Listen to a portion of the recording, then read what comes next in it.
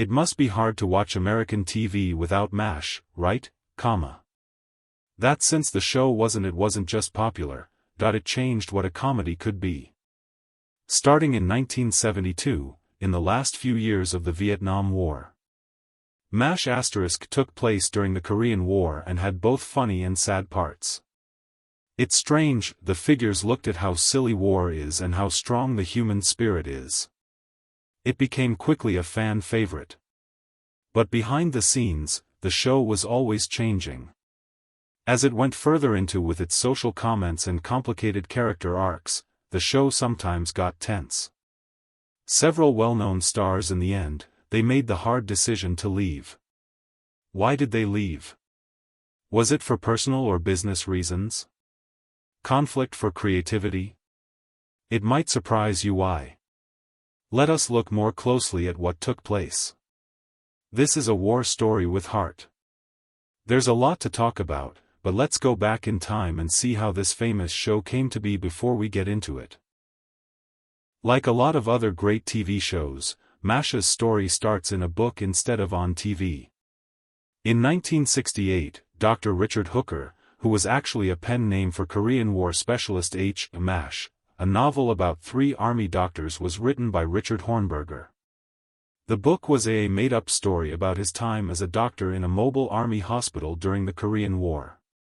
And because it has both dark humor and moments of warmth and bitter truth, the book quickly became a hit, which caught the attention of Hollywood. 2 years after the book came out, director Robert Altman turned it into a movie. That turned into the satirical black comedy MASH, which was both funny and serious. The Don Sutherland played Hawkeye Pierce in the movie, and Elliot Gould played Trapper John. And people were moved by it, especially since the Vietnam War was still a big deal in the United States. Being aware. The movie quickly won praise from critics and audiences alike, and it won the Palme d'Or at the Eye, won an Oscar for Best Screenplay and something at Cannes. But the real jump in culture happened 2 years later. CBS turned the idea into a weekly TV show. The TV version of MASH, which was created by Larry Gelbart and Gene Reynolds, premiered on September 17, 1972. It kept the battle setting and strange plot, but changed the style to be more episodic and character-driven, which made it possible for deeper, more intense stories. Eagle Eye Pierce was played by Alan Alda, and quickly turned into the show's heart. Even though the first season had such low numbers that CBS almost cancelled it, but decided to take a chance and move it to Saturday nights. It got a lot of viewers after this move. What the show did to culture also changed. A lot of people thought the show also broke the rules. It was Hollywood's first movie of its kind, playing around with format and real war video, and was even one of the first American comedies that used chopper noise instead of a laugh track all the time. Alan Alda, who played Hawkeye, went on to direct, write, and produce movies. The show's creator and driving force behind making it more realistic and emotional. But MASH's characters grew up, and let's just say that not all the players agreed with that. The new path. For some, their roles were getting smaller or they were being made fun of. Others were having problems in their personal lives or wanted to try new artistic paths. MASH had a lot of cast changes over the course of its 11 seasons, but no matter what, it stayed true to its one goal, to show how expensive war is by thinking about kindness, wit, and strong ties between people. So, let's get right to it. The first big actor to leave the show, whose departure came as a surprise, his character was killed off in a way that shocked the whole country. If you ask longtime MASH fans what scene from Season 3's end, Abyssinia, hit them the hardest, it's likely that they'll bring up that one. It was only one line, said softly by Radar, but it changed everything. Lieutenant over the Sea of Japan, someone shot down Colonel Henry Blake's plane. No one made it out alive. Not just because it shocked people, that moment was new, but because it was the first time a main cast member from MASH, McLean Stevenson, left in a big way. How did we get there, though? McLean had been an important part of MASH from the start. Being the friendly but sometimes confused captain of the 4077th, his role, Colonel Henry Blake, was a great contrast to how crazy war is. Where Hawkeye was entrapper brought defiance and wit, Henry Blake brought humanity, even when it was jumbled. They are sometimes confused but always mean well. In the first few seasons, McLean's play got him a lot of applause and a Golden Globe. He was funny, easy to relate to, and fans loved them very much. Things weren't quite as peaceful behind the scenes, though. According to interviews and autobiographies of the actors and writers, McLean became more and more angry with his part. The show began as a loose group comedy, but it quickly turned into a centered around Hawkeye Pierce played by Alan Alda. And as Alda worked on the writing more, both direction of the show, his character became more important to the story and to how it was told. McLean, on the other hand, felt left out. So far behind the times that he told People magazine in 1995, he said, "I want to be number one. I want to be the guy who drags the show." However, this wasn't about McLean's ego, even though it sounds like it would be. See, McLean really wanted to be a star, he had big goals. But if I may say one thing you should know about Hollywood is that it's very simple for an actor to become a conventional part. What about McLean? He was falling into a hole he didn't want to be in. He saw how strong TV could be and thought he had the charm and skills to make it happen. Bring his own show to the air. He wanted to look for chances where he wouldn't have to be the third or second banana. Getting ahead was important to him. At the end of season 3, McLean went up to the producers that he would not be coming back. This is where things changed. In the past, when stars quit sitcoms, it's possible that their figures were sent, moved, transferred, or even written off. Going to get married. MASH wasn't a typical show, though. Larry and Gene, who made it, saw a chance to do something brave. They wanted people to remember that MASH was, at its core, a story about war. That some people don't make it home from war. And now was the right time to do it. The famous Abyssinia, Henry episode came after this one. In the show, Henry Blake gets his orders to leave the military and gets ready to go home. There is partying, there were tears, hugs, and a happy goodbye. It seems like a happy finish for 25 minutes. The last scene, on the other hand, comes like a storm. Radar walks into the operation room with his hat on and a serious look on his face. They are in the middle of surgery. Lieutenant Colonel Henry Blake's plane was shot down over the Sea of Japan, he tells them. There were no survivors. There was a long, tense pause that could have been heard all over America. There is no scary music, a laugh track, or chopper noises. Just shocked looks on faces and the beep of surgery tools. That scene changed the way TV shows are made. It was one of the first times a TV character that people loved was killed off for good. Without any notice. This was partly true because only a few people in the group knew the ending before the end. Later, Alda said that Gary Burgoff, who plays Radar, was the only player she told ahead of time so he could get ready. In that last take, the rest of the group was acting honestly. People responded strongly and right away to the show as soon as it aired. CBS got a lot of letters. Some were happy with how honest the show was, while others were mad that so quickly, a popular character was taken away. Some people even said the makers went too far. So far. Larry said, "We wanted to say that not everyone gets to go home," to explain the choice. That's what they did. What happened to McLean after he left, though? Things weren't as great as he probably thought they would be. Sure, things were at first. It looked pretty good. He signed a good deal with NBC because he was eager to go it alone. Then he became the star of the McLean Stevenson Show, a family show built around his friendly personality. It looked like he was making his own rules and making a name for himself in the business. But it didn't last long. After only one season and a second try, his show was dropped. With the show Hello, Larry did even worse. Even with high hopes and a lot of advertising, reviewers didn't like the show, and it became a running joke over time. McLean would come to regret leaving MASH in the end. In an interview within 1983, he told the Los Angeles Times, "I took myself out of the game." It wasn't just that his new shows didn't do well, it was more that he realized MASH was a one-time hit. Event of a lifetime. It was like lightning in a bottle in terms of the company, the writing, and the mood. Some of his co-stars, like Alda and Loretta Swit, were sad that he was leaving. But they also knew he wanted to try new things.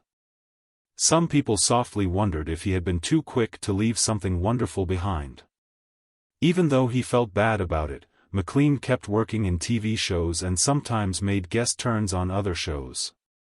He never did, though, find the same level of success or making an emotional link with the audience, like when he played Henry Blake.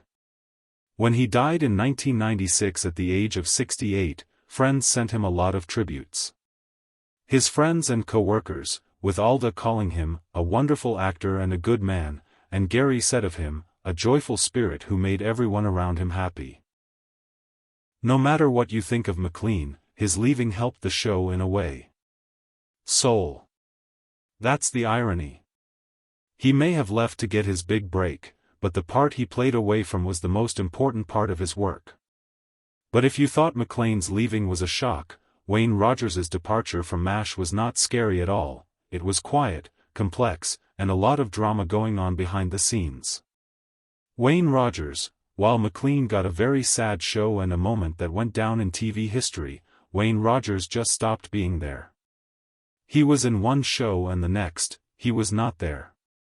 There was no goodbye, no explanation, and no end to the story. You may ask why. Let's just say that things on set don't always look as good as they do in the movies. We need to start at the beginning to understand what happened. Rogers played Wayne. Catcher John McIntyre was one half of the original comedy duo that made MASH famous. The early seasons. He and Alda's Hawkeye Pierce were the 14th century's lifeblood. A lot of people loved how well the two of them got along. Even more so when they chose to include their quick wit, mischief, and unbreakable relationship. It was like watching The Odd Couple during the war, but with jokes about scalpels. Even though they were laughing, anxiety was building behind the scenes. It turned out that Wayne had agreed to be in MASH because he thought it would be a real group show, with the main cast getting equal screen time. But as the show went on, a lot of the attention began to change toward Alda's side. It was clear right away that Hawkeye was more than just as a co-lead, he was now the show's moral heart and emotional anchor.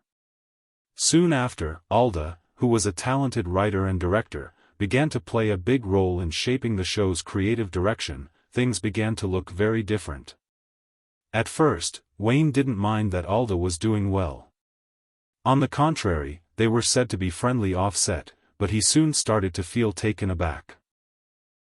It looked like Alda's figure was the only one growing up. Those other they just showed up stuck in their cocoons. Anyway, Trapper John was gone from being the main figure to a supporting one. Also, Wayne later said in interviews, it wasn't about pride, it was about telling the truth in stories. He said once, Trapper didn't have many things to do. He was one of two friends at first, but then he turned into the guy who agreed with everything Alan said. But unlike McLean, who made a leave and was sent off, but Wayne went in a different direction. Without a fuss and in silence, after season 3, he chose not to keep his job. The makers had no idea. He wasn't seen again until just before shooting for season 4 started. Things get even stranger from here on out. Wayne's deal with the show was never officially signed. In other words, he had been working on a deal with a handshake the whole time. In other words, when the producers said they would sue him for breach of contract, but they couldn't because he wasn't breaking the contract. They hadn't broken anything. He had simply left a show that he no longer thought was good, letting his character develop. His leaving was sudden, and it left the writers are stumbling. Because of this, they had to change how season 4 began. In the first episode, it was shown that Trapper John had been released while Hawkeye was on leave. The audience's response was very harsh. Henry came first, and now Trapper? Was this really happening? It was even worse that there was no goodbye scene for him. No party at the hospital, and most importantly, there was no goodbye from the heart. Since the makers are trying hard to hurt Wayne was taken out of charge by Mike Farrell as B.J. Honeycutt, a figure who was meant to be more stable, mentally complicated, and maybe not as rebellious as Trapper. The show's mood changed right away when this happened. The Edge and In was a buddy comedy, and In was a softer, more introspective form of the show. It's funny, though, because MASH got deeper and maybe even better without Trapper. Many people still say they like the older seasons better, but we think the opposite is true. While this was going on, Wayne didn't disappear from view. After MASH, he was in movies and TV shows, but in the end he went in a completely different direction and became a skilled investor and commentator on the stock market. Wayne knew a lot. Very smart. He studied history at Princeton and then worked as a lawyer on Wall Street. In fact, by the 1990s, he talked about economics and politics on Fox News' Cash-In show on a regular basis. He got a lot of money, not from playing, but from smart money moves. That being said, he never really left Los Angeles. He was in a few TV movies and had a few recurring parts. He even made fun of talks afterward about his time on MASH. Even though he left quickly, there didn't seem to be any bad blood between him and the group that will last. Alda even said, Wayne is one of they are the smartest people I've ever worked with. That friendship stayed strong. I missed him a lot when he left. And when Wayne died in 2015 in a tweet at age 82, Alda said, he was smart, funny, curious, and dedicated. We agreed to please be mean to each other for the rest of our lives. I'm sorry we won't get to do that. Even though Wayne quit MASH when it was at its most famous, there was no big deal or cheers. Fans still remember Trapper with love because they loved his silly grin and laid-back personality. We've talked a lot about how all of these stars left to go their separate ways. But what about those who quit because the show made them feel so badly? Gary Burgoff. It's funny, because he was the team's heart, but Gary Burgoff didn't leave MASH with a lot of fuss or happy event. He left in a quiet, sad way, and for reasons that most people will never fully understand. Fans knew Gary as Radar O'Reilly, the wide-eyed office worker with a strange sense of what was going on. With a war in one arm and a stuffed bear in the other. Drones could be heard before anyone else by Radar. Something else. He was sweet and innocent, almost like a child, which made the battlefield less unpleasant. Hawkeye and Trapper broke the rules, and Henry Blake was bad at being a boss. Radar was the thing that held everything together, some might even say it moved people emotionally. The 477th. But behind that soft voice and nervous smile was an actress who was slowly falling apart from the stress of it all. Only Gary played the same part in this movie as he did in the original 1970s MASH movie. By doing this, he made Radar more vulnerable in a way that wasn't there in the movie. The movie Radar in this version was more naughty and even a little sleazy. But on TV, Gary made Radar into a memorable thing that stands for lost youth during the war. In fact, his performance was so famous that many people thought he could never be replaced. However, by season 7, there were cracks in the wall. Gary was having problems with himself and professionally. The long hours needed to make MASH and his own desire to be great, got old on him. He dealt with anxiety and sadness for a long time, which didn't happen very often. It made news at the time, but it really hurt his ability to handle the stress of filming. The pain of being away from his family was another thing. Gary was married and had a young girl by the late 1970s. But the long days on set made him tired.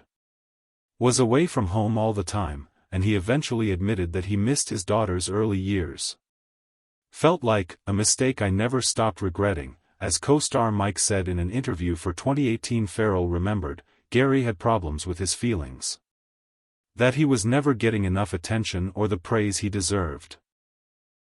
But I think he didn't realize how much we all admired him. Gary wanted more money, which led to disagreements over the terms of the deal. He needed more freedom and less time in front of a screen so he could handle his daily life. Who made it? Because they knew how important Radar was to the show, they did their best to make him feel at home. At one point, Gary was given even more time off and less work to do each season. He thought it wasn't enough, though. He was done with how he felt. So, in season 8, he had to make the tough choice to quit MASH for good. But unlike Wayne, this time the show didn't let him go without a trace. Radar got 2 parts. One of the saddest stories in the series was told in the last show, called Goodbye, Radar. In it, Radar comes back from vacation to find the 4-7 sinking apart while he's not there. Like always, he tries to fix everything at first. He feels bad about leaving, but he knows it's time to move on. He needs to go home to his mother, the farm where he lives is in trouble. And maybe Radar is finally an adult now. Radar going away is the only sound in the episode's last scene. He was seen against the Korean sky, his stuffed bear still on Hawkeye's bunk. That moment made me feel sad and touched me. It said everything. The show couldn't find the right words. That loss was felt by the crowd. Because seeing him go was like saying goodbye to our own purity. Gary didn't act for a long time after MASH. He showed up a few times, including a short-lived Radar starts out as a police officer in a spin-off called Walter. It almost took off, but it didn't. In the end, he decided to quit Hollywood for good and focus on art instead. Taking care of wildlife and making new things. That's right, coming up with new ideas. He had a number of inventions, such as one for a set of fishing gear. His love of nature quickly became a safe place for him. And a way for him to get over the stress of fame and the mental damage MASH had done to him. In the end, Gary said, I left for 2 reasons, my family and burnout. I meant to pick, putting my life back together again. And who could blame him? Gary's life is quiet now. He doesn't talk to many people. He doesn't want to be famous. Fans will sometimes see him at a gathering or read a rare quote, and they will be thrilled. Remember the kid with the big ears and the soft heart who could hear helicopters before anyone else. Now let's talk about the man who played one of the funniest bad guys on TV. Larry Linville. It's hard to picture early MASH without the stiff, petty, and stupidly self-important figure Frank Burns. Played to Major Burns was a figure that people loved to hate, and Larry Linville played him perfectly. His over-the-top, his strong sense of not being good enough, his fixation on rules, and his hidden relationship with Major Houlihan all contributed to it. Was funny how he was the opposite of Hawkeye and Trapper. Frank was the show's main bad guy at first, but as it went on, they became noticeable, not in a good way. While other figures got more complex, Frank stayed stuck in a loop. His fears never got better.